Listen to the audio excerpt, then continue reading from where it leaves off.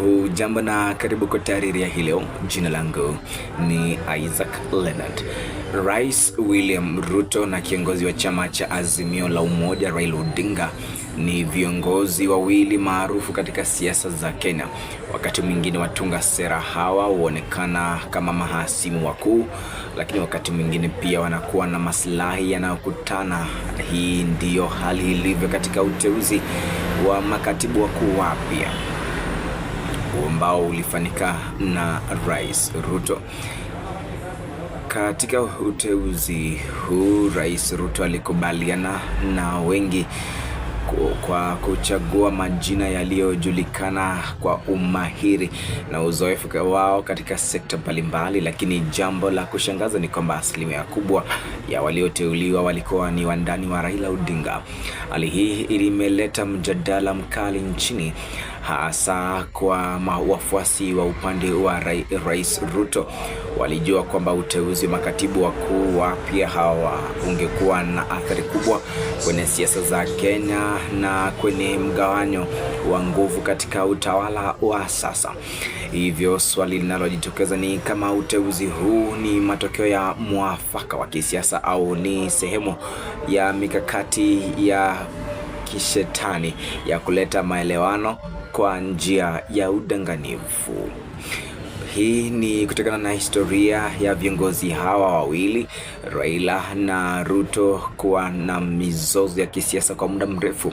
Wamekuwa wakilaumiana kwa udanganyifu katika kipindi cha miaka mingi, na mara nyingi wamekuwa wakihutumiana kuwa wanatumia njia zisizo za haki kuingia madarakani.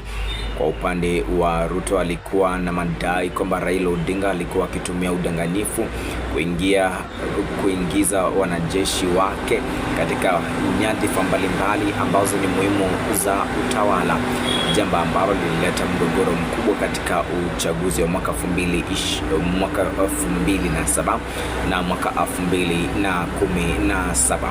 Hata hivyo, kwa upande wa Raila Odinga, alidai kuwa Ruto alijitokeza kama mtu aliyejipendekeza kwenye mfumo wa serikali kwa njia zisizo za uwazi, akiwa na madhumuni ya kufikia urais kwa gharama yoyote.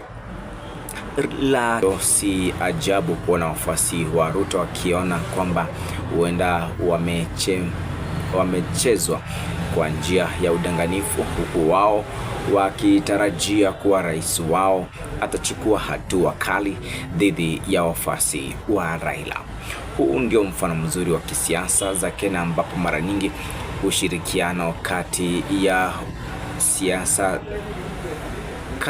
ya viongozi hawa unaleta maswali ya udanganyifu na malengo ya kificho. Wakati mwingine ni vigumu kusema ni nani anayeongoza kwa usahihi na ni nani anayekosa uaminifu. Kama ilivyo kawaida ya wanasiasa, wanapohitaji kufanya maamuzi muhimu, wanalazimika kuangalia maslahi yao ya kisiasa, na mara nyingi hujikuta wakitumia mbinu za udanganyifu ili kufanikisha malengo yao. Kwa hivyo swali la msingi ni hili: je, uteuzi wa makatibu wapya ni ishara ya mabadiliko ya umoja katika utawala wa Rais Ruto, au ni njia ya kisiasa ya kumdanganya Raila Odinga na kupata umaarufu zaidi katika uongozi?